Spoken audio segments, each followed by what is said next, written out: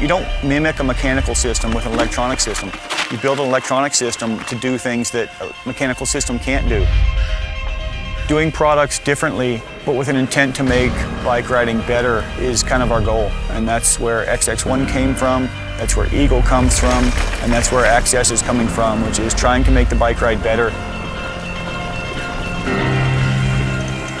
I think you got to get people into the red a little bit. When you start sweating, that's when it just really comes alive. You just push the button and what you want to happen, happens. And that's where we really focus, is making sure that it's right for riders.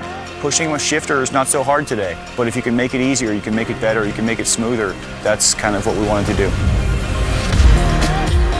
I didn't have really to think about or to use any force. I just pressed those buttons and the gears just jumped in.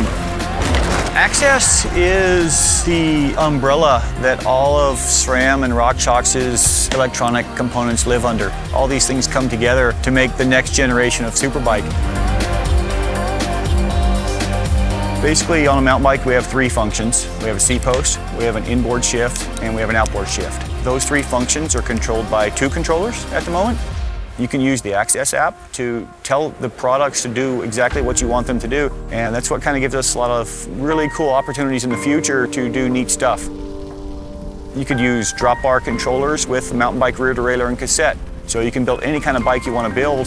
The app does give you the opportunity to do a lot of cool stuff, not just change what the controllers can do, but also you see how many shifts you've done, you see how many hours you've ridden, you can check battery levels, you can see service alerts, like you've ridden your bike 20 hours, so maybe you should lube your chain, that kind of stuff. It's a really neat tool, but it's not a tool that's necessary to ride your bike, so you kind of get the option to use it or not use it. If you don't think it's the sickest bike in the world, like, you just hate technology.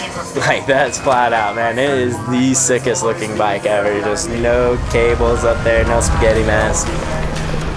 What we see today is you get about, in the system, 20 to 25 hours of ride time. Cool thing about it is that you don't have to drag your bike up the steps to charge battery. You simply pop it off and plug it into your computer, into a USB. It's also nice because the seat post and the derailleur use the same battery. So if you have one product that's a little bit lower on energy than the other, you can swap them around and use the same battery for multiple things. You can also carry a spare, and that would work on either your derailleur or your seat post.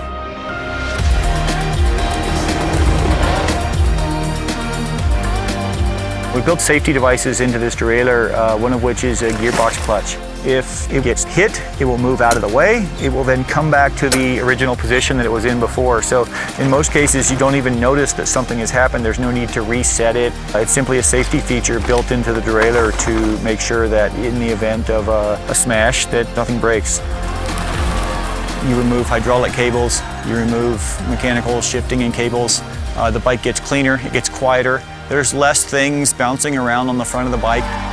It's really just a kind of an ultimate solution to making a bike one complete product, which actually translates to a really positive trail experience.